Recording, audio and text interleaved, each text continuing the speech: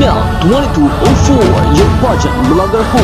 Isang napakagandang tanawin ang naging pambungad sa entablado ng Miss Eco International 2025 nang rumampa si Alexi Brooks, kinatawan ng Pilipinas sa kanyang kamanghamanghang national costume. Suot ang isang makulay, detalyado at makasaysayang kasuotan na kumakatawan sa mayamang kultura ng Pilipinas, buong kumpiyansa at gilas na hinarap ni Alexi ang kanyang costume.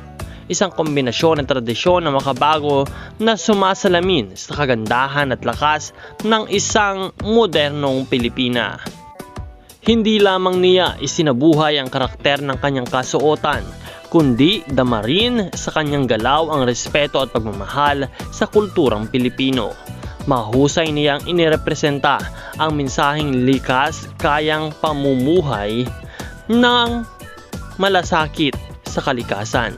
Isang napapanahong tema sa Miss Eco International.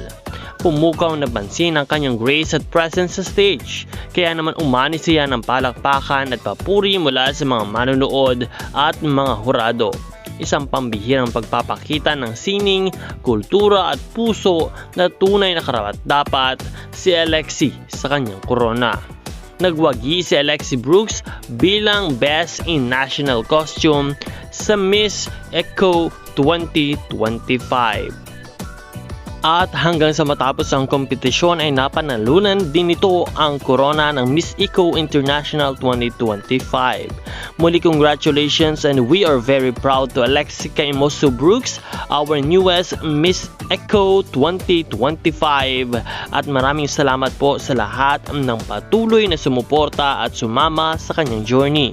Maraming salamat din po sa inyong pag-subscribe. Magkita po tayong muli sa susunod na video.